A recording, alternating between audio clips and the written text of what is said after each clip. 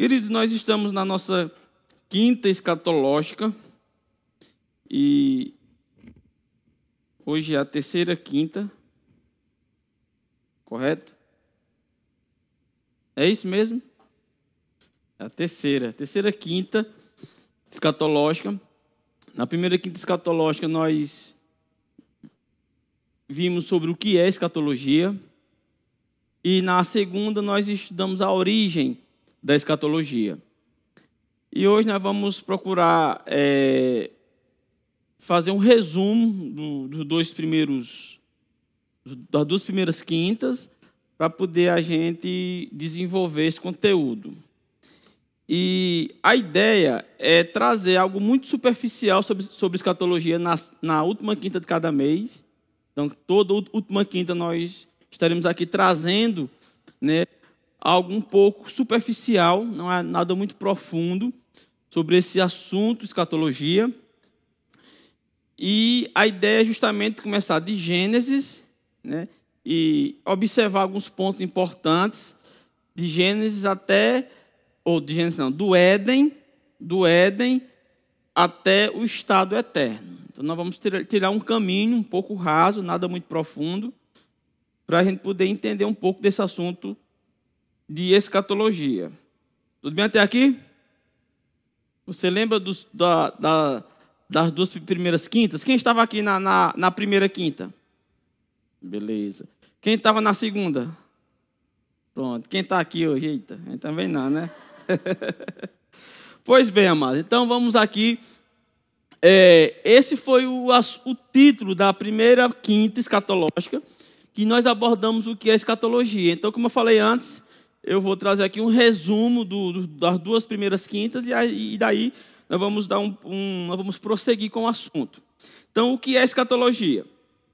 Então, escatologia é uma palavra que ela vem da formação de dois termos gregos, né?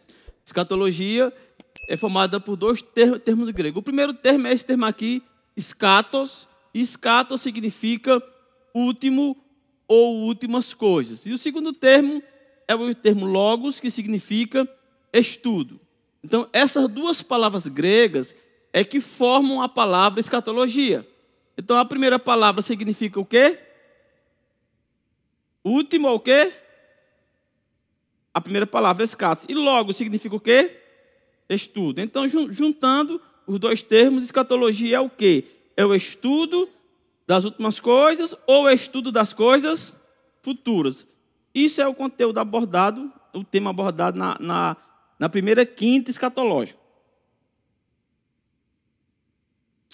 Aí alguém pode dizer, como é que nós podemos estudar o futuro? Como é que nós podemos estudar as coisas que ainda não aconteceram? Né? Esse é o significado da palavra escatologia, estudo das últimas coisas ou estudo das coisas futuras. Só que na prática, a escatologia é o estudo das profecias bíblicas. Nós focamos, temos o foco naquelas profecias bíblicas acerca do futuro. Porém, essas profecias bíblicas, elas estão em um contexto. E muitas vezes nós temos que ir no contexto histórico para poder assim entender a profecia. Porque a profecia sempre estará dentro de um contexto para que assim nós possamos compreendê-las. Então, na prática, a escatologia, nós estudamos as profecias bíblicas. Então, girou mais ou menos em torno disso, né, o primeiro dia, ou a primeira quinta escatológica, e a segunda quinta escatológica, eu abordei aqui sobre a origem da escatologia, né? Qual é o primeiro versículo, ou qual a primeira profecia acerca das coisas futuras, a primeira profecia acerca do que está por vir. Então, nós vimos que a primeira profecia que deu origem à escatologia está lá no livro de Gênesis, capítulo 3, e o versículo 15. Né? Eu não vou ler novamente, porque foi lido na primeira quinta escatológica. Então, aqui é apenas um resumo para a gente poder prosseguir. Então, lá em Gênesis, capítulo 3, versículo 15, é quando, naquele contexto do Éden, que o homem pecou, né? E o mundo se tornou amaldiçoado por conta do pecado de Adão. E Deus viu a situação que o mundo estava. No momento que Adão pecou, que morreu espiritualmente, o mundo se tornou amaldiçoado. E Deus foi lá para Adão e disse: olha, maldita é a terra por tua causa. A terra se tornou amaldiçoada por causa do pecado do homem. E aí Deus perguntou: por que você comeu? Aí ele foi e disse: a mulher que você me deste. Ele nem teve peito para assumir a culpa dele. Ele culpou Deus: olha, eu estava aqui, se você não tivesse me dado essa mulher aí, estava tudo bem, mas você me deu essa mulher, a culpa é sua. Ele quis mais ou menos dizer isso: é essa mulher que você me deu. Aí Deus: e aí você, mulher, por que você comeu? Ele disse: a serpente me enganou. Né? Ficou um jogando a culpa no outro.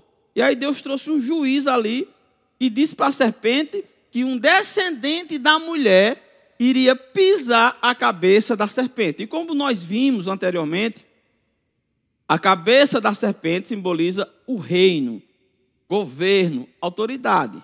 E que Jesus, né, o descendente da mulher, que hoje nós sabemos que é Jesus, ele veio para pisar a cabeça, ou seja, ferir o governo que o diabo tem sobre esse mundo, o governo que o diabo passou a ter sobre esse mundo. Esse mundo, querido, foi criado para o homem governar. Quando o homem pecou, esse governo passou para o diabo passou a reinar. Ele usurpou o governo desse mundo, o reino desse mundo. E assim veio a primeira profecia bíblica, né? Primeira profecia, primeiro assunto escatológico a ser estudado em Gênesis 3,15. E essa profecia de Gênesis 3,15, ela foi muito clara: há um descendente. Então, as profecias no Antigo Testamento, elas giram em torno de um descendente. Esse descendente, mais à frente, ele torna-se conhecido como ungido, que quer dizer o Messias. Então, ficou conhecido como Messias. Então, de descendente, ficou conhecido como o Messias. Como nós estamos bem à frente da história daquela época, biblicamente nós sabemos que esse descendente prometido aqui no Éden, né, ele veio, né, e nasceu. O Messias nasceu. O ungido nasceu. Inclusive, esse mês de dezembro que está chegando, comemora-se o Natal, que é o nascimento desse descendente da mulher prometido lá no Éden, na queda do homem, comemorado justamente o cumprimento dessa profecia, lá em Gênesis, lá no Éden. E esse mesmo descendente que nasceu, ele veio, ele voltou aos céus, ele foi assunto aos céus, e ele voltará novamente para estabelecer o seu reino. Então aqui nós já temos praticamente um resumo geral do quadro escatológico, né, do que realmente interessa e que é de grande importância na escatologia. Ela deu origem, ela nasceu nessa profecia em Gênesis 3,15, e a profecia ela aponta para um descendente. O que é que esse descendente vai fazer? Ele vai trazer de volta o que o homem perdeu. E o que foi que o homem perdeu? O homem perdeu o reino. O reino de Deus que estava sobre a terra foi perdido. Então esse descendente nasceu e ele foi apresentado justamente como rei. O rei dos judeus. Se você observar a própria história do Natal, ela gira em torno do rei. Inclusive, por ironia, eles colocaram lá o rei dos judeus. Eles zombaram de Jesus com uma coroa de espinho. Ó. Quem já viu um rei sem coroa? Fizeram, né, por zombaria aquela coroa na cabeça dele. Pilatos veio tipo ironizar: tu não é rei, tu dizes que é rei. Né? E Jesus respondeu que nenhuma autoridade lhe teria se do céu não fosse dado. E Jesus veio, só porém, ele foi rejeitado, né? E ele voltou aos céus, e ele virá uma segunda vez, e essa vez que ele virá para estabelecer o seu reino sobre esta terra. Então entenda, aqui é mais ou menos um resumo, né, da origem e o desenvolvimento. Só que aqui foi dado um salto do início da história da humanidade, atravessou todo o Antigo Testamento e chegou no Novo Testamento, que é justamente o nascimento de Jesus, que já se cumpriu, essa profecia aqui, e a segunda parte irá se cumprir também, que é a sua segunda vinda. Agora entenda aqui o seguinte: no Antigo Testamento não estava explícito, não estava claro que o Messias teria duas vindas. Você nunca vai encontrar um versículo no Antigo Testamento que convencesse alguém falando assim: olha, o Messias vai vir duas vezes. Então não tinha isso de forma explícita. Mas se observasse com calma as profecias, poderia entender que a Bíblia, as profecias, apontavam para duas vindas. Porque uma hora uma profecia falava do Messias na cruz, ele sendo humilhado, ele sendo ali no estado horrível, que diz que nenhuma beleza havia, não tinha como haver beleza numa situação daquela, porque cada chicotada ali que Jesus sofria, cabia mais ou menos assim, ó, os seus 5 dedos assim, cabia dentro de uma única chicotada que desce no espinhaço dele. Aqui, o chicote tinha umas pontas com osso, com as coisas assim, que quando pegava, arrancava mesmo um pedaço grande e fazia um buraco enorme a ponto de caber nossos 5 dedos numa única chicotada. Jesus ficou todo desconfigurado naquela cruz. E as profecias falavam do Cordeiro de Deus. As profecias apontavam para um cordeiro, mas também apontavam para um leão. Jesus, no Antigo Testamento, ele foi mostrado e as profecias apontavam tanto para um cordeiro como também para um leão. E o cordeiro era a primeira vinda dele. Ele veio como um cordeiro para tirar o pecado do mundo. E também havia profecias que apontavam ele como leão. O leão da tribo de Judá. Inclusive, o leão tem até a figura de... O leão tem a figura do quê, gente? Figura de quê? De rei, né? As pessoas costumam dizer que o leão é o rei da selva, né? E nem existe leão em selva, mas as pessoas acreditam nisso. O leão é o rei da savana. Não existe leão em selva, né? Mas as pessoas elas acreditam em muita coisa. Então, o leão, ele carrega a figura do rei. Então, Jesus, ele tem a figura, no Antigo Testamento, ele recebe a figura de cordeiro e a figura de leão. O cordeiro era a primeira vinda e leão a segunda, mas isso não estava explícito. Quando Jesus veio, os estudiosos da época das Escrituras, eles só olharam para as profecias da segunda vinda. Eles nunca observaram as profecias da primeira vinda. Quando eles olhavam para o Jesus da primeira vinda, o que estava presente, eles não podiam acreditar, porque eles só imaginavam o Jesus da segunda vinda. Porque o Jesus da segunda vinda, ele vem como um leão. Ele vem para vencer, ele vem para derrotar os inimigos de Israel e estabelecer o trono de Davi por toda a eternidade. Esse é o Messias, mas é o Messias da sua segunda vinda. E na sua primeira vinda, como era um cordeiro, esse cordeiro ele chegava dizendo que se batesse na sua face era para oferecer a outra. Mas o Messias da segunda vinda, ele vem vencer, derrotar os inimigos de Israel. Por isso que muitos pediram para soltar o Barrabás, porque Barrabás era um tipo de guerreiro.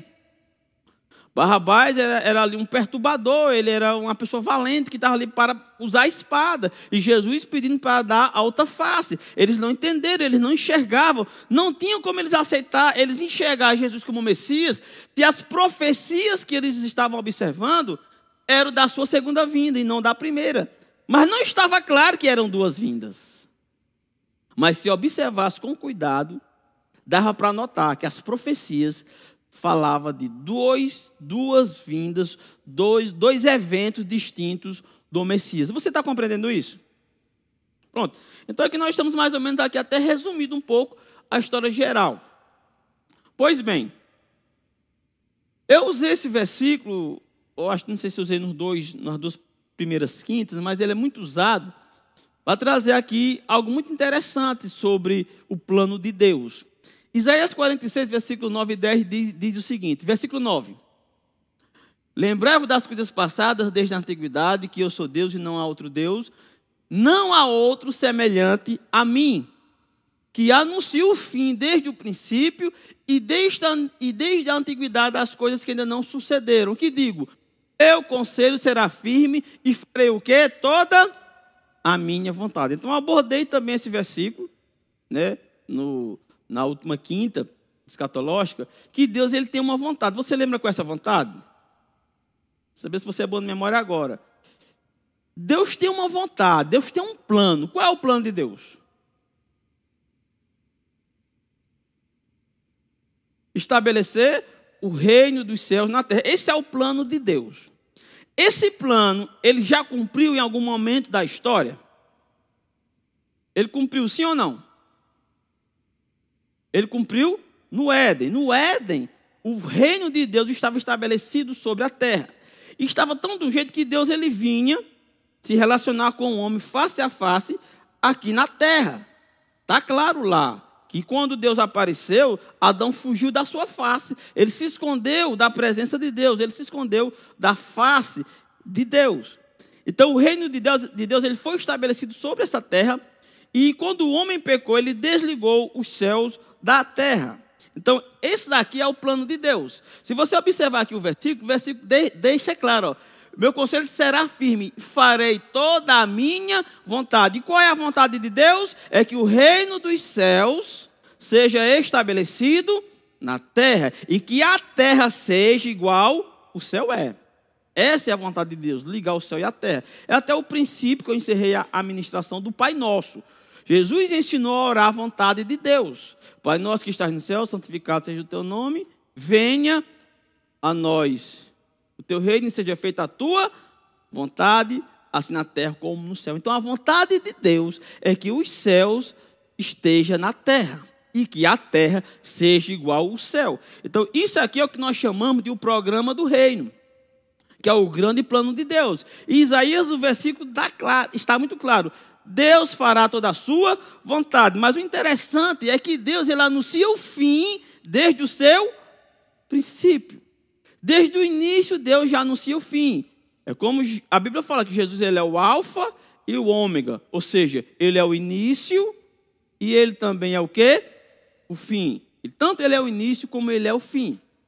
Então, o que é o fim? O fim será o reino de Deus de volta a esse mundo. Se você pode assistir os outros dois, porque eu abordei muito sobre esse assunto. Então, o programa do reino, ele foi estabelecido na terra. Isso é o que nós chamamos o plano de Deus. Isso já se cumpriu lá no início, lá no Éden. Olha o que aconteceu. O homem, ele pecou e o pecado entrou no mundo físico e o pecado desligou a terra dos céus. Mas isso continua sendo a vontade de Deus, ligar a terra ao céu novamente. Então, o Adão, o primeiro homem, o primeiro Adão, ele foi o responsável para ligar a terra e o céu. Ele era a extensão de Deus sobre essa terra. E quando ele pecou, toda a criação ficou contaminada por conta do pecado. E Deus vendo a situação do homem vivendo em maldição, desgraça, vivendo agora no mundo amaldiçoado, e o diabo ele tomou posse desse reino.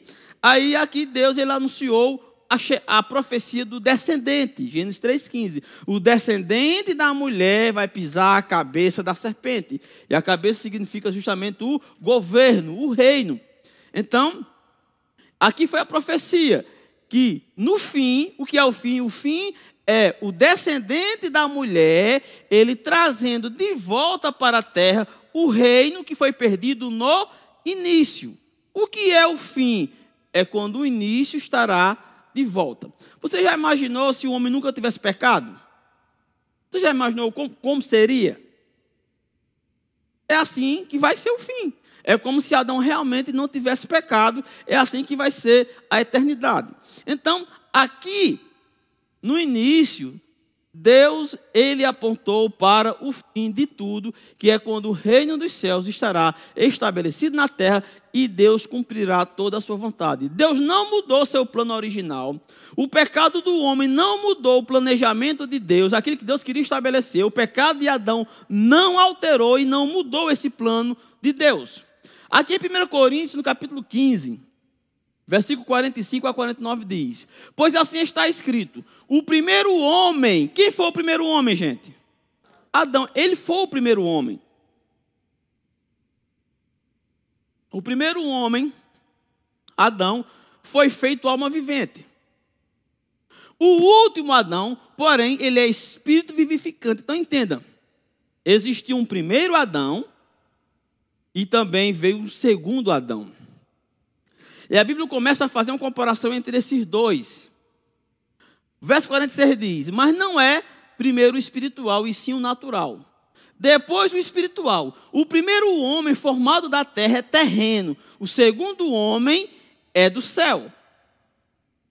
Verso 48. Como foi o primeiro homem, o terreno, tais são também os demais homens terrenos. E como é o homem celestial, assim tais também os celestiais. Verso 49. Como foi o primeiro homem, o terreno, tais são também os demais homens terrenos. E como é o homem celestial... Oxe, ampliou aqui. Como é o homem celestial, tais também os... Você entendeu essa leitura? Ela é muito clara, o que está escrito aqui. Eu vou tentar resumir para você tentar entender aqui. Deus está falando de duas criações.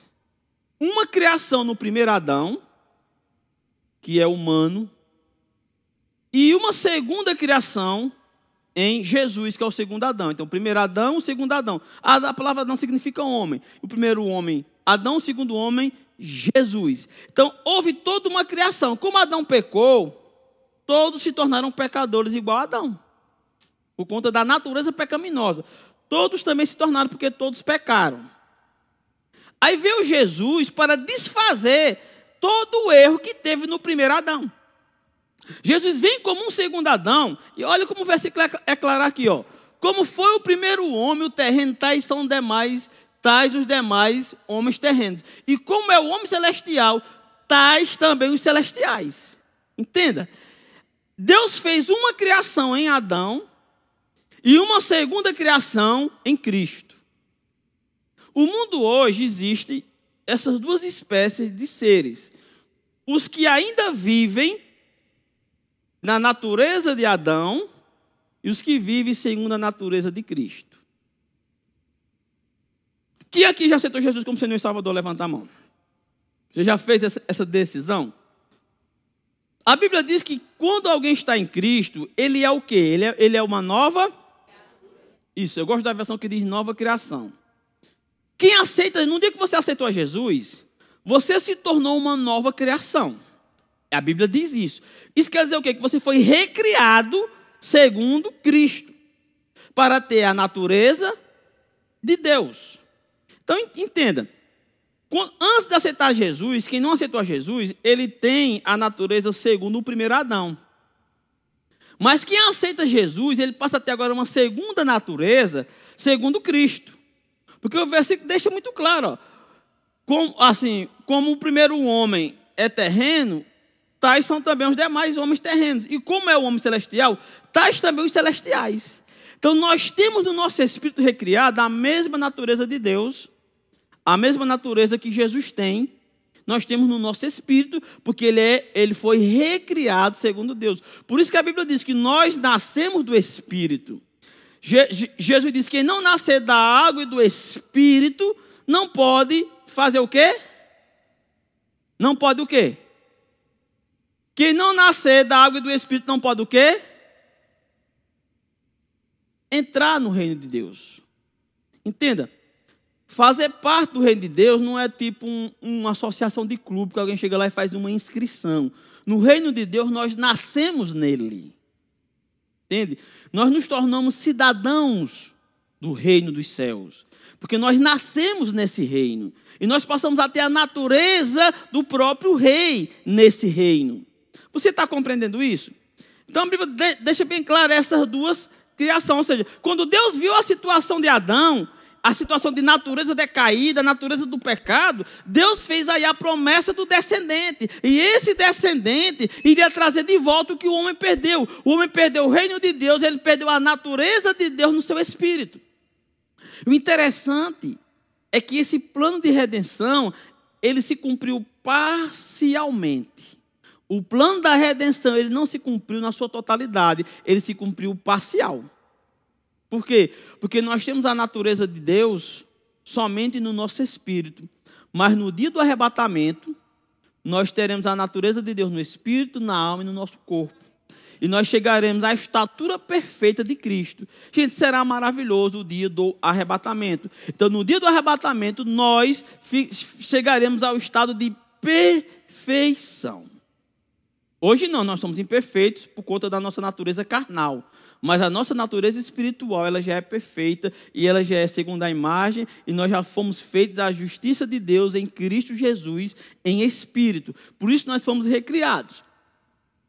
Aí o verso 49 diz: e assim como trouxemos a imagem do que é terreno, nós devemos trazer também o quê? A imagem do que é celestial. Queridos, quando chegar o arrebatamento, nós vamos ter um corpo totalmente semelhante ao corpo de Cristo. Nós não vamos ter mais mazelas. Sabe? Nós não vamos ter mais limitações que temos devido à natureza pecaminosa que há nesse corpo. Entenda? Entenda o que é estar em Cristo. Estar em Cristo é você ter um espírito recriado, que tem a natureza de Deus, habitando em um corpo carnal que tem a natureza do pecado. Olha, ele explica sobre isso, sobre essa luta que há no nosso corpo. Agora entenda, a natureza carnal, ela tem a inclinação para os desejos carnais. A natureza espiritual, ela tem a inclinação para as coisas do Espírito. É como está lá em Gálatas, capítulo, se eu não me engano, capítulo 5, verso 16 e o verso 17.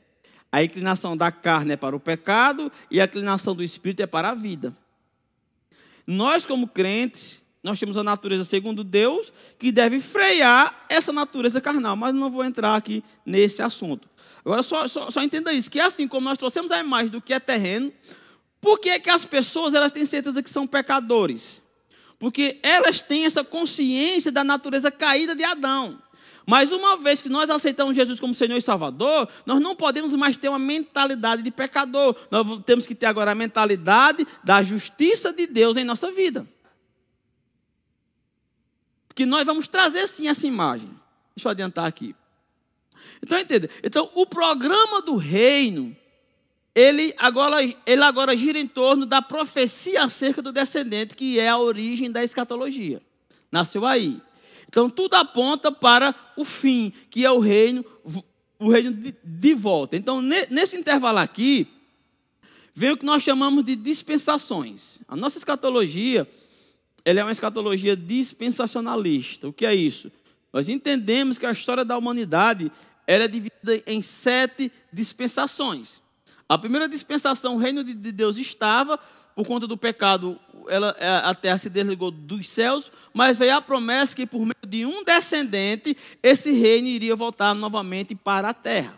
E aí veio a segunda dispensação, terceira, quarta, quinta, sexta, e eu quero aqui trazer, de uma forma bem especial, acontecimentos em cada uma dessas dispensações sobre o descendente, porque agora as profecias, elas vão trabalharem apontando justamente para esse descendente da mulher.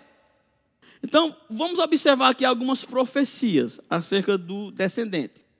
Então, a primeira nós já vimos que foi o ponto de partida, né? O início de tudo em Gênesis capítulo 3, versículo 15, e nós já sabemos o fim. Nós sabemos como iniciou, e nós sabemos o fim, que é o descendente da mulher vai trazer esse reino de volta. Agora, o que nós vamos estudar é acompanhar algumas figuras e analogias que têm, né, progressivamente, até chegar ao cumprimento da profecia da segunda vinda de Jesus. Então, tudo vai trabalhar em prol disso, as profecias. Então, a primeira coisa que nós observamos de interessante nessa segunda dispensação, a primeira encerrou, essa segunda dispensação ela dá início com um sistema de sacrifício de animal. Como o homem tinha pecado, ele não podia se relacionar com Deus. Deus, antes de se relacionar com o ser humano, ele estabelece uma aliança. Deus não se relaciona sem uma aliança estabelecida. É por isso que a primeira aliança, aqui é o que nós chamamos de aliança edênica. A dispensação da inocência com a aliança edênica. Então, Deus fez uma aliança com Adão aqui. Adão quebrou essa aliança.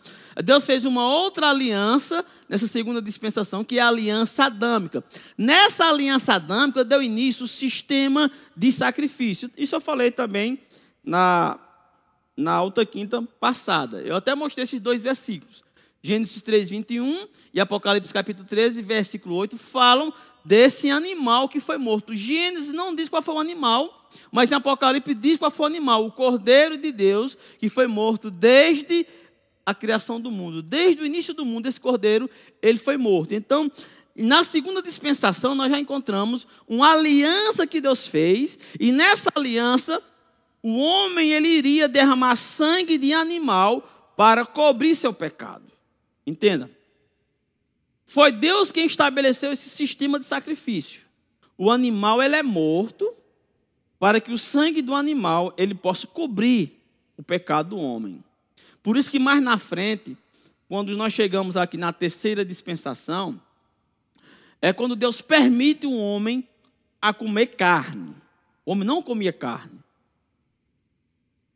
Quando chegou na terceira dispensação, Deus ele ordenou que o homem comesse carne, mas comesse a carne sem sua vida. Porque a vida da carne está no sangue. Então o homem foi permitido comer carne a partir da terceira dispensação. Até então ele não comia. Isso foi pós o dilúvio. Antes do dilúvio, os animais não tinham pavor do homem, o homem não tinha pavor dos animais. Quando encerrou o dilúvio, que Deus fez uma nova aliança ali, uma aliança com Noé, foi proibido, ou foi permitido que o homem comesse carne de animais, e aí os animais passaram a ter pavor do homem, e o homem também a ter pavor de certos animais, e aí começou a ter essa certa intriga entre os animais. Por isso que Noé não teve tanto trabalho em colocar os animais na arca, porque existia uma certa harmonia entre os animais e o ser humano antes do dilúvio. Foi após o dilúvio. As pessoas pensam que foi assim que Adão pecou, mas não foi quando Adão pecou, não. Foi após o dilúvio que os animais começaram a não conviver bem com o ser humano. Então entenda. Aí Deus disse, carne você comerá. Eu posso até ler esses versículos quando a gente entrar na terceira dispensação. Mas não comerá o carne com seu sangue. Ou seja, o cristão, ele não pode comer carne com sangue, ou com molho, aquele molho pardo, né? O molho pardo, vocês entendem de cozinha. O molho pardo ele é feito com o sangue. Então, esse tipo de comida o crente não pode comer, porque não há permissão bíblica para comer sangue, porque o sangue ele é a vida. Quando Deus permitiu comer carne, ele disse, coma carne, mas sem o seu sangue, sem sua vida. Então, não é permitido. Aí as pessoas perguntam, mas pastor, e aquela carne mal passada? Pode comer? Sim ou não? Pode. Por quê? Porque aquilo não é sangue. A carne vermelha ela tem uma água. E essa água ela tem uma cor. E a cor é vermelha. Por isso chama-se carne vermelha. É impossível você comer um churrasco para aquela carne ter sangue. É impossível, ela não tem mais sangue. Porque ela já foi sangrado o animal. Então a carne mal passada, ela só é a carne. Por exemplo, você pegar um frango. Quando você começar a desidratar um frango, sai uma águazinha. Que cor sai a água? Branca, porque a carne é branca, aí sai a cor dela. Do mesmo jeito é a carne vermelha. Quando você começar a desidratar, ela vai sair também o vermelho. Então, comer carne cortada, você não come ela com sangue, porque é impossível o sangue permanecer ali. Você compreendeu isso? Você não pode comer aquele sangue mesmo. As pessoas não comem sangue, né? O ser humano é nojento, mas até sangue come. Não tem bicho mais nojento que o ser humano. O povo diz que tatu-peba é nojento. Nojento é ser humano. Que come tripa, come bucho, come lombriga. Ou lombriga não. Mas se brincar, come. O ser humano come tudo. Quem assiste Largados e Pelados sabe o que é que o ser humano come. Come tudo. Vê um verme, come um tapuru, come uma lagartixa, come sapo, come... O ser humano come tudo. Mas Deus disse, o sangue, não coma o sangue. Isso não está em lei, não está em nada. Foi o que Deus instituiu aqui. Você está comigo? Então, aqui na segunda dispensação, conhecido como que foi firmada nessa aliança adâmica, existiu o sacrifício de animal. Por quê? Para que o sangue do animal cobrisse o pecado do homem. Mas esse sangue tinha o poder de remover o pecado? Não. Era impossível remover o sangue ou o pecado por meio de sangue de animais. Mas esse sacrifício fazia o quê? Esse sacrifício, ele cobria o pecado. É tão interessante que na Bíblia, quando você vê aqui essa segunda dispensação, você observa que Adão, ele teve que passar para as próximas gerações o sistema de sacrifício de animais, que era a oferta que Deus se agradava. O homem, para se chegar diante de Deus, ele tinha que derramar o sangue de um animal para cobrir o seu pecado e assim ele ter acesso a Deus, ele se relacionar com Deus. Aí os filhos de Adão, quando foram fazer a oferta a Deus, o sacrifício a Deus, Abel fez segundo o ensinamento dos seus pais. Ele sacrificou um animal.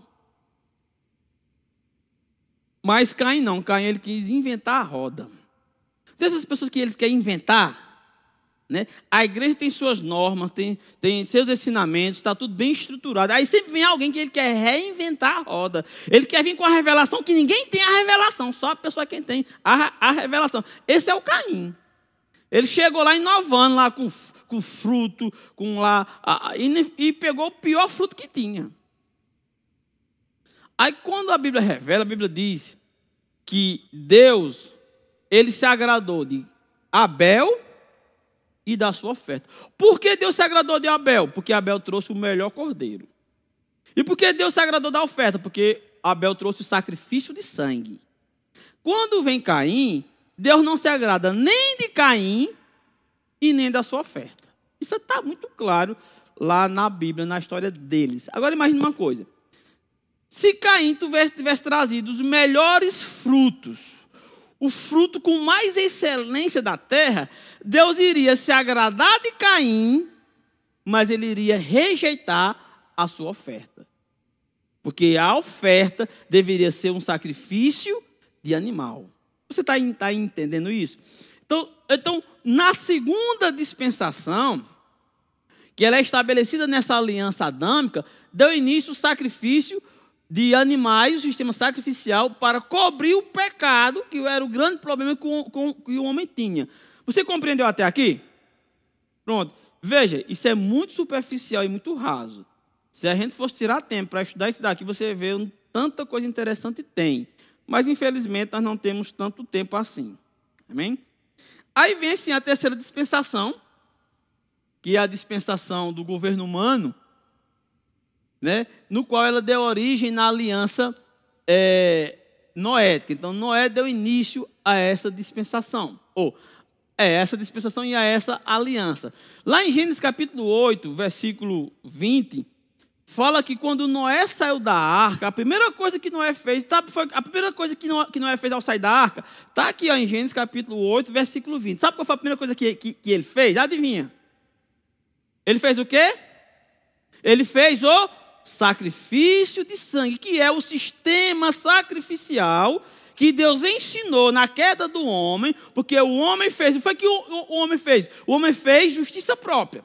Ao pecar, ele pegou lá umas folhas, se cobriu com essas folhas, as suas partes, para estar apresentável diante de Deus. Quando Deus chegou, aquele sistema não funcionou e eles se esconderam da presença de Deus. Algo foi que Deus fez. Está lá em Gênesis 3, 21. Deus vestiu o homem e a mulher com peles. E pele de quê? Lá em Apocalipse a gente descobre de que era a pele de cordeiro. O cordeiro foi morto para cobrir o pecado deles. Então ali estava o sistema de sacrifício.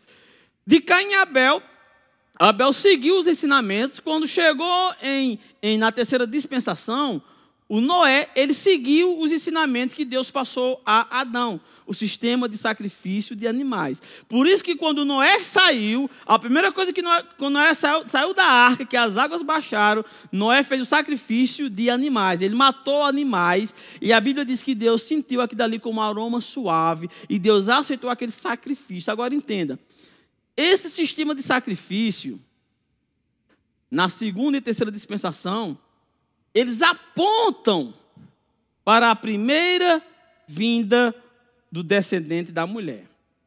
A primeira vinda do Messias. Então, em todo o Antigo Testamento, você vai ver esse rito de sacrificar animais, mas tudo isso estava apontando para o futuro.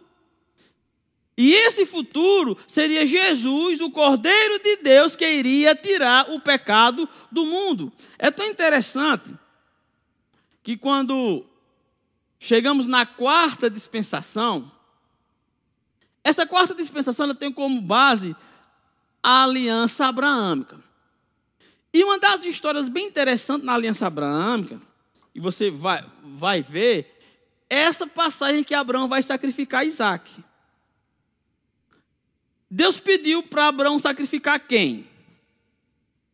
Quem foi que Deus pediu para Abraão sacrificar? O seu único filho. O filho da promessa. Abraão foi lá, imolou Isaac, como se imolava um cordeiro. Colocou lá no altar do sacrifício. E Abraão, ele ia sacrificar o seu único filho. O que foi que Deus fez? Deus proveu o sacrifício. Deus trouxe a provisão. Gente, essa cena fala interessante e eu ouço dessa forma, Deus dizendo a Abraão, mais ou menos isso. Você não vai dar o seu filho. Eu darei o meu filho em sacrifício por toda a humanidade. Porém, o sacrifício de bodes e animais não podiam purificar o pecado, apenas cobria. Mas o sacrifício de Jesus, ele viria para purificar o pecado de toda a humanidade. Então, essa passagem de Abraão, ela fala muito. Ela fala muito por quê? Porque Deus estava dando ali um sinal de que quem iria morrer para o mundo não seria o filho de Abraão, mas seria o filho de Deus. Isso apontava para a chegada do Messias. Então, tudo que nós encontramos nessa segunda dispensação, terceira dispensação, quarta dispensação, todas até a quinta dispensação, muita simbologia acerca do Cordeiro de Deus. E depois nós vamos encontrar as profecias acerca do descendente do trono de Davi. E tudo isso Abraão apontava para a primeira vinda de Jesus, e Davi apontava para a segunda vinda de Jesus. E isso nós vamos ver no desenrolar dessas dispensações. Você compreendeu alguma coisa? Entenda, nós estamos entendendo, fazendo o fundamento do início para a gente compreender o fim. Eu só posso compreender o fim se eu entender o quê? O início. Quem é que gosta de assistir filme? Você gosta? Vamos supor que você está assistindo um filme, aí o filme está na parte final. Aí alguém chega em sua casa, começa a assistir a parte final e diz, eu não entendo esse filme. Vai entender? É óbvio que não. Por quê? Porque ele chegou no final. Nós não vamos estudar escatologia indo para o final. Porque não vai fazer sentido. Nós estudamos o início. Uma vez que nós entendemos o início, nós vamos entender o fim. Porque o fim é o início de volta. Amém? Qual é o plano de Deus? Isso já aconteceu? Sim ou não? Quando? No Éden. O reino de Deus estava estabelecido na terra, no Éden. Por isso que ele vinha se relacionar com o homem. Esse reino teve seu fim? Sim ou não? Como? Teve? Por meio de quê? Por meio do pecado. O pecado destruiu o plano de Deus. Porque o homem era a extensão do reino dos céus na terra. Aí foi que Deus fez para corrigir isso? Deus fez a profecia. A profecia apontava para um descendente. E esse descendente, ele possa ser simbolizado nessas segunda, terceira, quarta e quinta dispensação por meio de linguagem de figura, linguagem simbólica, sabe? Analogias. Analogia do leão e analogia do cordeiro. Profecias acerca do descendente de Abraão e profecias acerca do descendente de Davi. Então entenda isso. Todas as figuras bíblicas do descendente de Abraão apontavam para a primeira vinda de Jesus. E todas as profecias da descendência de Davi, do trono de Davi, apontavam para a segunda vinda de Jesus. Então, nessa construção, nós vamos entender a primeira vinda de Jesus E nós vamos entender a segunda vinda de Jesus. E quando nós entendemos a primeira e a segunda vinda, nós vamos compreender o estado eterno. E no primeiro dia da quinta escatológica, eu dei aqui mais ou menos uma ideia de como será o estado eterno. Que é quando o início, ele voltará no fim. Amém, amém? Você foi abençoado? Ficamos felizes por você ter acompanhado mais uma de nossas ministrações. É uma alegria ter você conosco. Queremos aproveitar para te convidar a conhecer a nossa igreja. Confira a nossa programação de cultos semanais e faça-nos uma visita. Estaremos de braços abertos para compartilhar momentos de fé e comunhão com você.